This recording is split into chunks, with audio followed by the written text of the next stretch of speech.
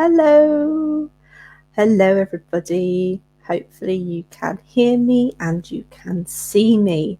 If you can, please drop a message in the comments, because that's the only way that I know that people can see me. If you are watching this on Catch Up, then give us a hashtag Catch Up, or drop me a hello. Again, I will get that message. So once my magical eyes in the sky have told me that I am indeed live and that people can hear me, I will begin for this afternoon. The sun is still out. I'm going to call it this afternoon. This afternoon session on the 11 plus process, what to do and when. Because the reason that I've popped up this evening is we've started a whole new chapter, a whole new load of parents who've come in about the 11 plus journey. And typically a lot of you come in with questions about what do I do, when, and am I doing it right? So I thought I would jump on and I would give you some tips. Unfortunately, I don't have a full answer on this exact question, but I do have some tips on how you might want to run your 11 plus journey.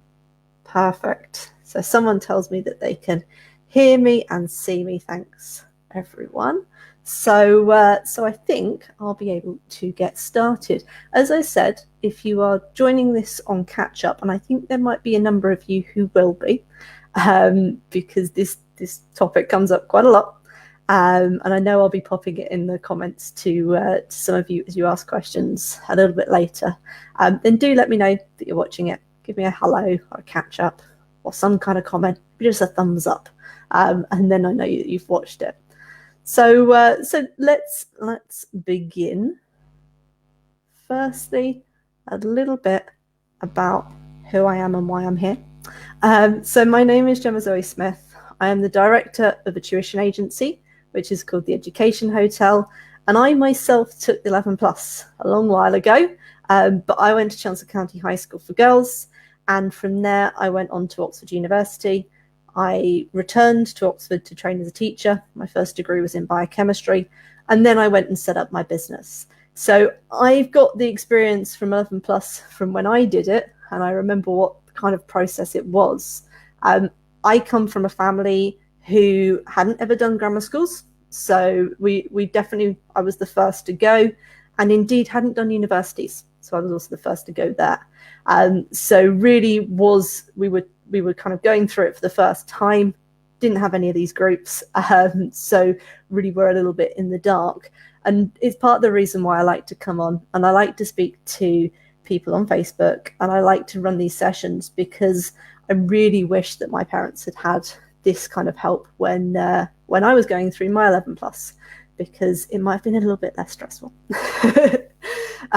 Nowadays, the Education Hotel supports students with tuition, and I have a second company which is called Top School and Uni, and we help families to discover really where to apply in terms of schools and in terms of universities. But kind of enough about me. I will move on. The book that is being highlighted is one of the ones that I've used, one of the things that I've used for this evening, and it's soon to be released. It's really come from knowing a lot of the questions that you guys ask in the 11 plus journey.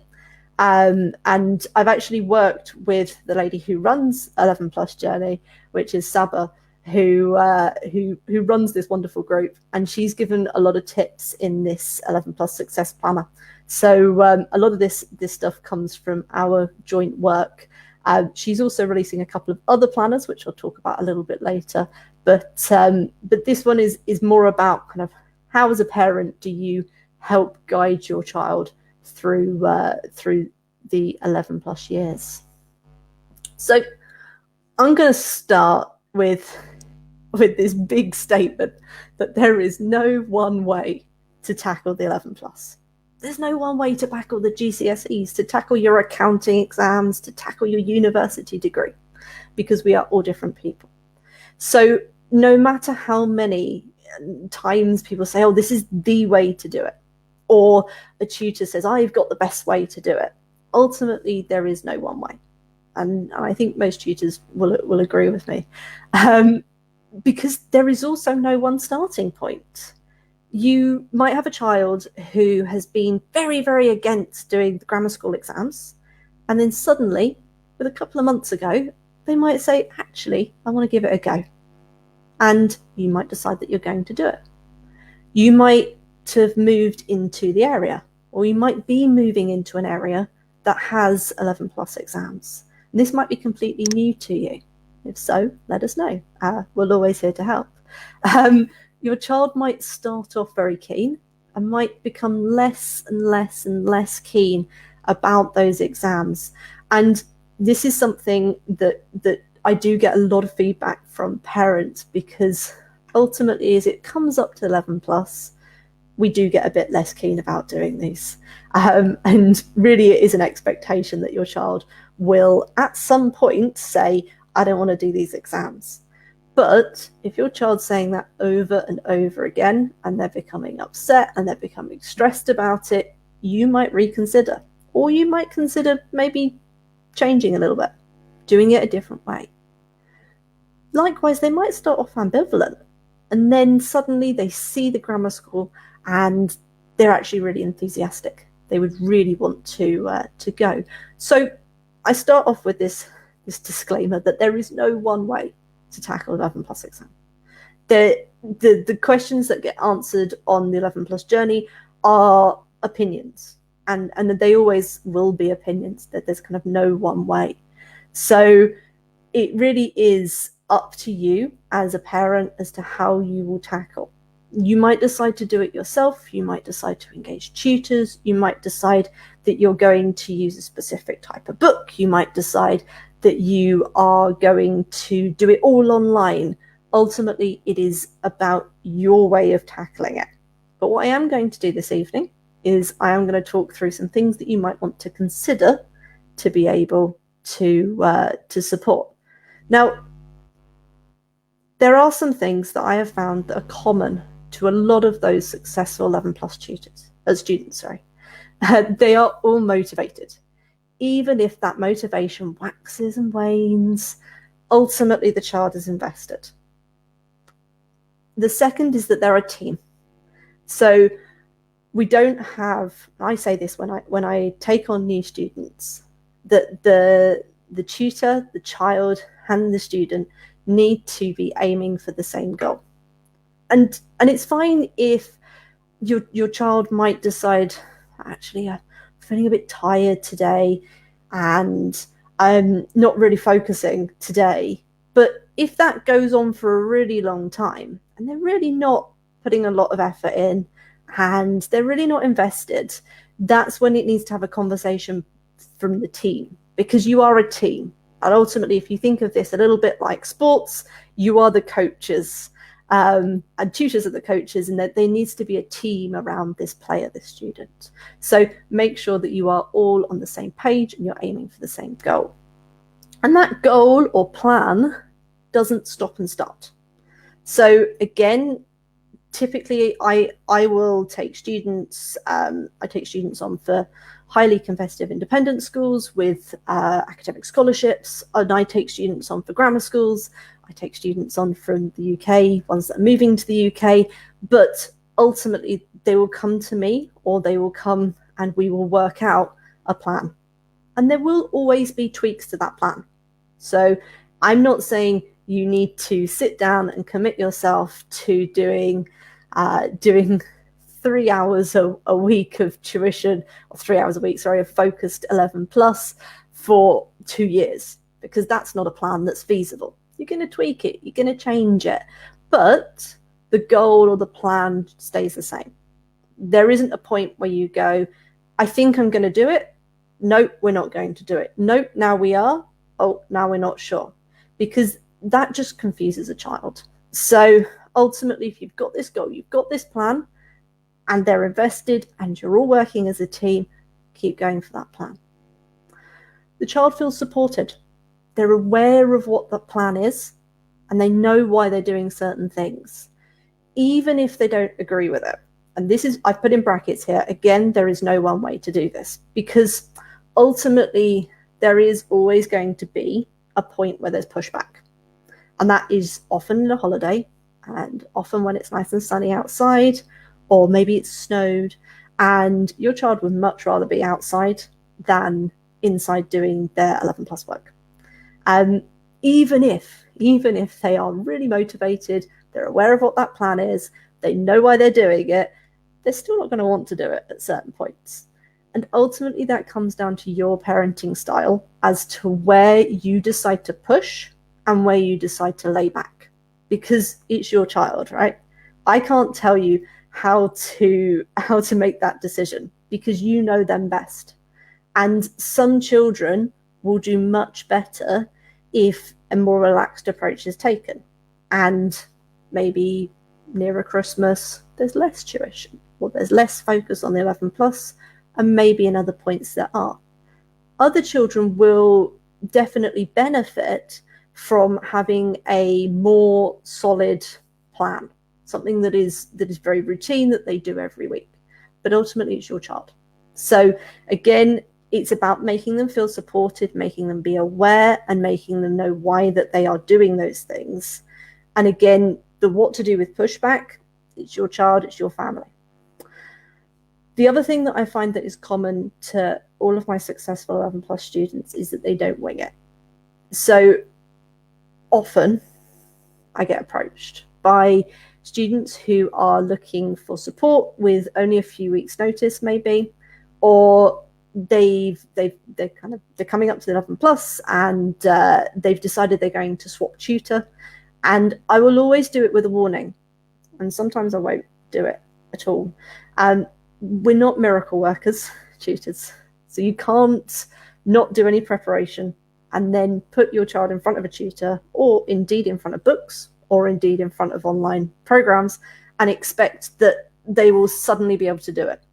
So really the kind of key things that I find that lead to successful students is motivation, working as a team, that consistent goal or plan, and whether, if it does change, that is communicated to that child, and that it's not chopped and changed. Because ultimately, if we're preparing for anything, having that amount of time that is a nice run up to be able to tackle.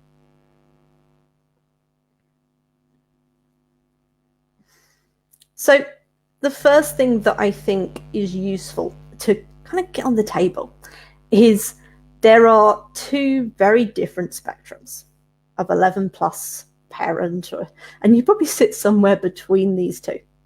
The first is saying, we really want to target this school. This is our school that we've always wanted our child to go to. We're going to do everything we possibly can to get our child there. The other type of 11 plus parent is one who's saying, we're going to give it a go, but it's one of many options. We're not going to put a lot of pressure on our child. We're not going to spend a lot of time doing the preparation. They are going to, maybe they'll do a practice paper, maybe they'll do some preparation, but it's not that, it's one of many choices for us. And ultimately, you'll sit somewhere between those. And knowing what 11 plus style you are will help when people start to talk about it. Because even though as parents, we try and stop talking about 11 plus, it's still that conversation. That conversation happens at events, it happens at parents' evenings, it happens at the school gate. And there are definitely some parents for whom they sit into the, we're going to give it a go. And we're not going to tutor. We might, do some stuff at home. We might prepare with some books, but we're not going to go full out. And there's going to be some parents who look at that and go, but that's not at all what we're doing. And because it's not at all what we're doing, it's therefore wrong. And it's just a different way of approaching. And if you know which style you are, and you know which 11 plus style, how you think you are going to approach it, then ultimately it allows you to follow the way that you want to do it. And it allows you to be happy with the way that you're doing it. So really, What I'm saying is you'll sit somewhere between these two statements, but be clear in which you do, and then ultimately you'll be able to go one way or the other.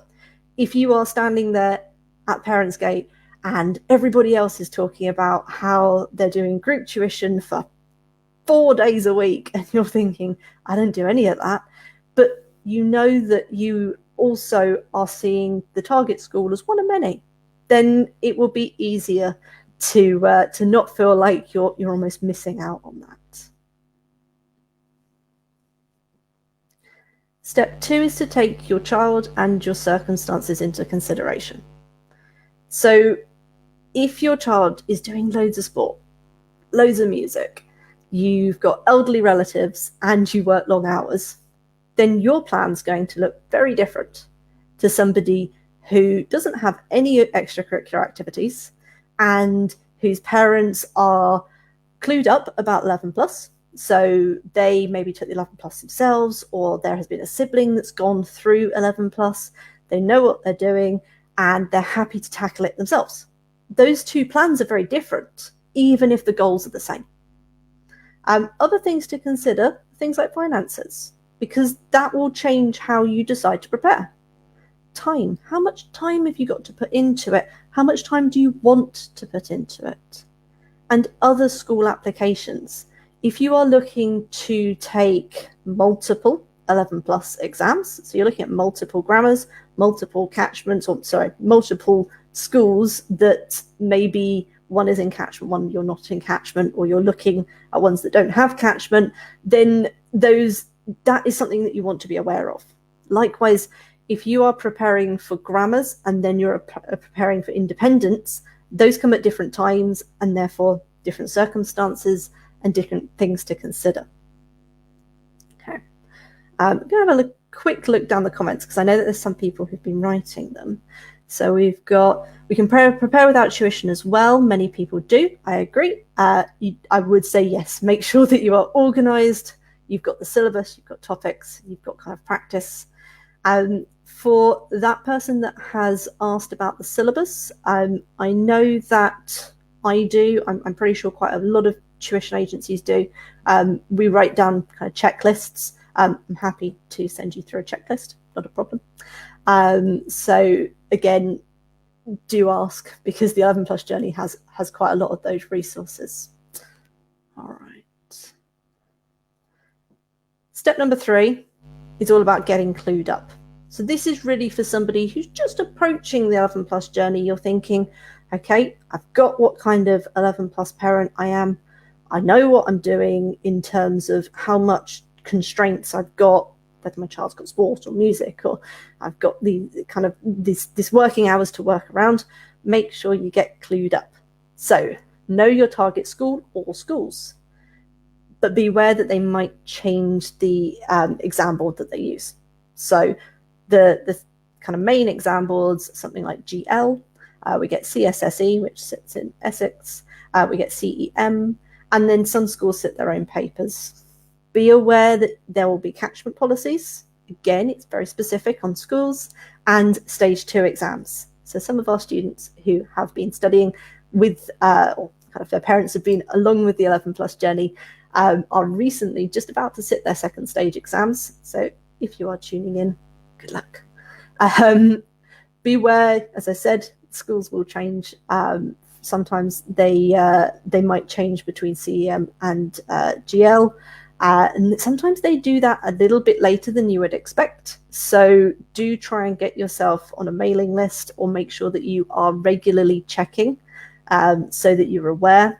And the other thing to really make sure is that you've got that application date in your diary. And each year we do get people who unfortunately don't make the deadline because they haven't put that in their diary, or something's come up and it's meant that they've been unable to register.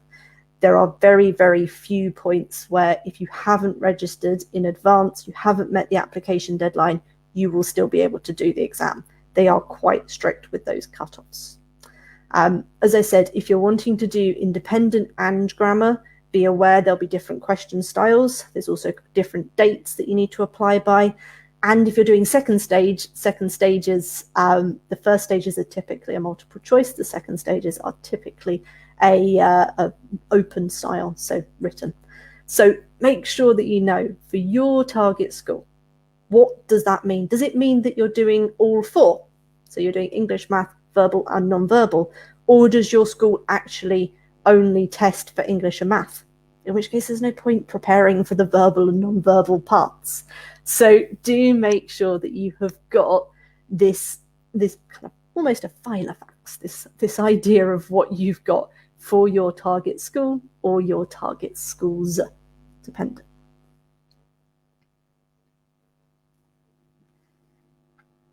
And then stage 4, it's all about making a plan. And I've stuck a couple of pages from the 11 Plus Planner for Parents here. And really what I've done is I've taken the 4 different areas that we focus on.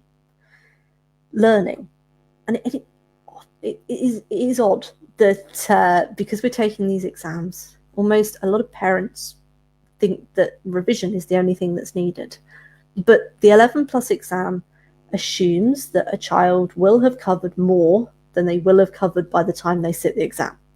So because they sit the exam at the start of year 6, many schools will not have covered all of the topics that sit on the 11 Plus. And therefore you will need to, or your tutor, dependent on how you're running it, you will need to teach your child some additional topics. So that is one of the big things that you might need to look at, is a learning stage. So learning stage is really about new stuff. Recapping. Everybody forgets, and children forget just the same as we do. So you will need to remind your child of how to work something out several times. I have students who they'll come to, they've just about sat the 11 Plus, or they're just about to sit the 11 Plus, and suddenly they'll go, but I don't remember how to do fractions. And often just need a very quick recap. This is how we do it. Oh yeah, I remember now. And often that recap is just because there's a lot of topics. There's a lot of stuff that needs to be done for 11 Plus. And we've got to try and keep it all in our minds. So often you do need a recap session. A revise session is what I would call a question practice session. So a revise is all about making sure that you know your notes, you know the way to do it, that you can practice the way to do it, and that you are quick at the way of doing it and accurate. So often when I will teach a child, I'll go through the learning, and then at a separate point, I'll go through the revise. So it will be a learn session, and then at some point we might recap, and that might be at the end of the learning session, might be the start of the next one, might be the start of the next one. And then we'll do some revise. And that revise stuff is really around questions and making sure that you can do it nice and quickly and you can get it nice and accurate. Because it might be that they've learnt it, it might be that they've recapped it, but actually when it comes to doing the revise, to doing that question practice, they're actually really slow. And there's another way that really they could speed up their working. Or maybe they've forgotten a little bit of it. That's okay, because that's what happens to all of us. So that's why we'd recommend that learn, recap, revise. And then there is that point of practice. And we often do get asked this, and this is kind of the one of the most common questions is about kind of when do I start with mock tests? When do I start with parts of tests? As we kind of say in the planner, we tend to start them around in year 5. We tend to start them probably at the start of the year. But again, it's up to you, because your child might be ahead of where they need to be. And you might think, oh, actually, I want to see how they stack up against doing it timed. I'm going to give them a bit of a test and see. Now, this is where, again, I will say how long you are spending and when you are spending it does not have to be the same as everybody else. So there will be people who will do work before school. There will be people who will do work after school. There will be people who will go to group sessions and have a one-to-one tutor. There will be people who have no tutors. There will be people who will work on their weekends, and there will be people who don't work on their weekends. It is about really those first steps. What kind of 11 plus style are you, and what are your circumstances? If you can't work on a weekend because your circumstances mean that you aren't able to, maybe you've got sports in the morning and then maybe you do a family lunch and actually that's something you want to keep, then your 11 plus plan might look different to other people's. It doesn't mean that you're spending any less time, or if you are spending less time, that you're not focusing as much. It means that you are following your plan. So really, when it comes to making that plan, regular repetition, as we say in the plan, is often. So it's worth repeating what you do as much as you can. But again, something like a recap session is only about a 10-minute session. So that doesn't mean that it needs to be lots and lots of hours. Again, it depends on where you start from. If you have a child who really, really struggles and who actually needs a lot of work on the foundation, firstly, you want to consider, is grammar school the right place? Are they going to thrive there? Is there a reason that they're missing a lot of the foundation? That they maybe just moved to the UK? If so, you might need to spend a bit more time on that learning. If it's something that actually they're very quick at math, but they're struggled a little bit more on the English, your plan might be more English focused and math might be done more for fun. So your plan is slightly different between each person's, but they should all have within them the learning, recapping, revising, and practice sessions. So the last part I want to talk about is, how do I support my child to do their best, but also listen to them? It's a long process, and some of our parents start preparing at year 3, some will start year 4, some will start at year 5. And often the child will get anxious or nervous about the 11 plus. It's often the first time they have to do those exams, and those exams can, dependent on how they see the school, mean a lot. And often there will be points where they will want to give up. As I said, especially around the holidays, because nobody likes working in the holidays because you can see everybody else having fun. And this is where I'd return to the idea that parents are also coaches through this process. Support and push, but you know your child the best. As I mentioned right at the start, the lady who runs this site, Subba, will be releasing a planner specifically to help students to be able to de-stress a little bit when they go through the 11 plus process. So keep an eye out for that one. So this is specific, and if you're watching this on catch up, then feel free to move to the part that you are in. But I'm going to start at year 3 and really think about, okay, so if you've just found out about the 11 plus, your child's in year 3, what can you do? Well, I keep it quite light touch. You've got a whole couple of years until you're doing the 11 plus. You don't want to go straight in with papers or books and really put a lot of pressure on your child, because at some point they're going to burn out. So think about getting your child used to working outside of class, because as you move into 11 plus preparation, you will have to do some preparation outside of school. School doesn't teach 11 plus for the majority of students. If your child is in a prep school, it's a little bit different, but even then, they're not really preparing for the 11 plus grammar. They're often preparing for an 11 plus independent exam. Slightly different. But for the majority of people whose children are in state education, you're going to be needing to supplement outside of school or before school. So make sure that that they're getting used to being able to work kind of outside of lessons. Doesn't come as such a big shock. Make sure your foundations are strong. Whenever I talk to 11 plus parents, I say that the 11 plus is like a pyramid. You've got to have good foundations. Otherwise, it's all just going to go like that. So make sure that those foundations are nice and strong.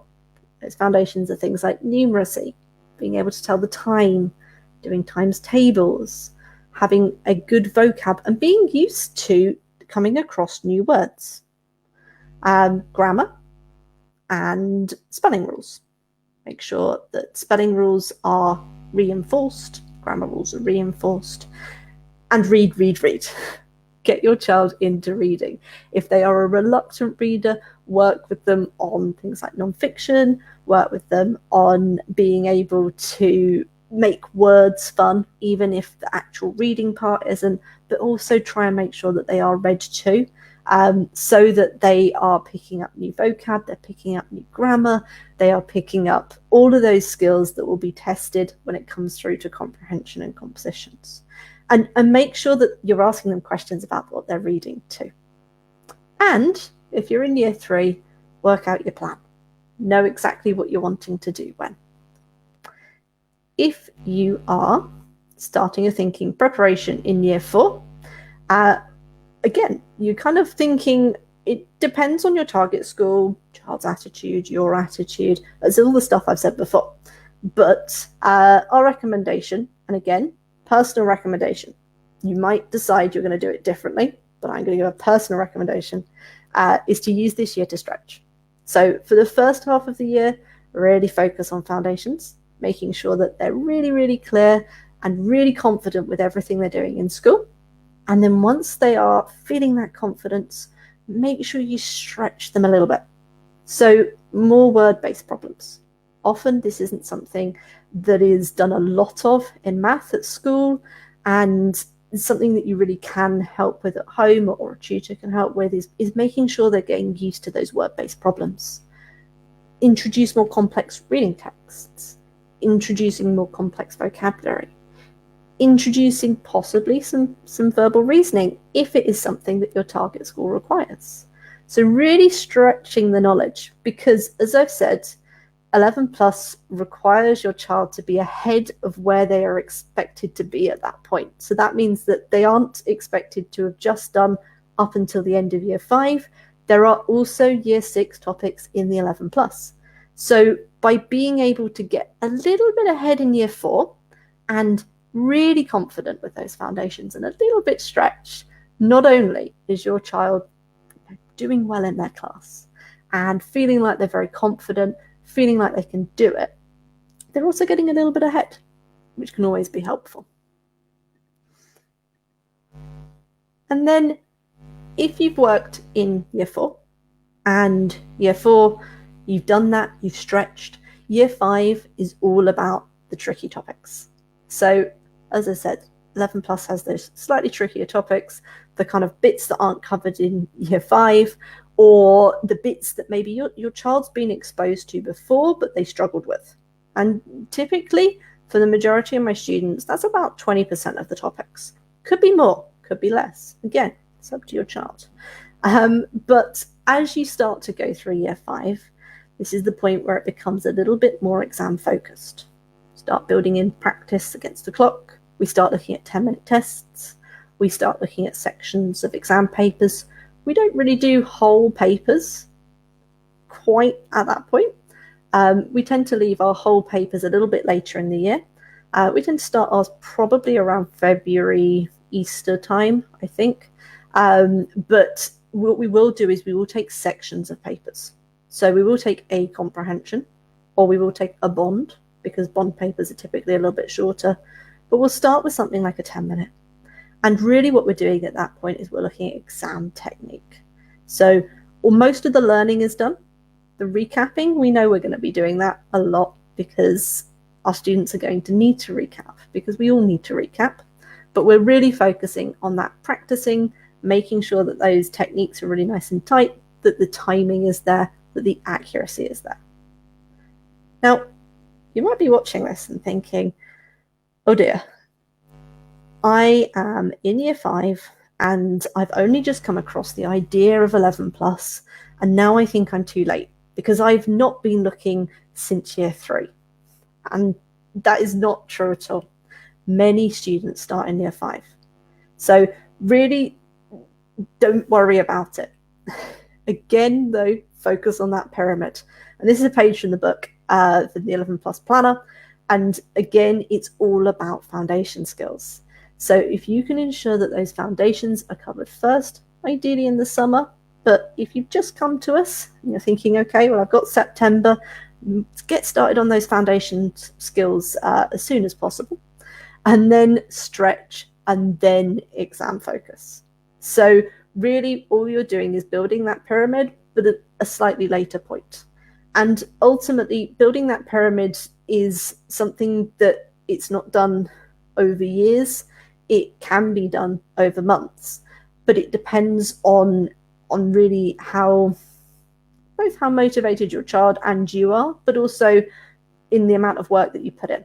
So if you're starting this point, if you've joined us, you've joined the 11 plus journey, and you're thinking, oh, I'm really late because my child's in year 5, I'm in September of year 5, and I'm now worried that I haven't got enough time, then start your child on the foundation skills.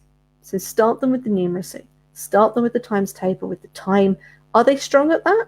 If they're strong, then move them on to the stretch stuff. So move them on to something a little bit trickier, move them on to doing more word problems. Or if they're fine at word problems, then you're at the same point. So really, you need to plan it to a child. There are many children who actually would do better to start in year 5 than start in year 3. And there are some children for whom starting a little bit younger and spreading it out can be a lot nicer for them.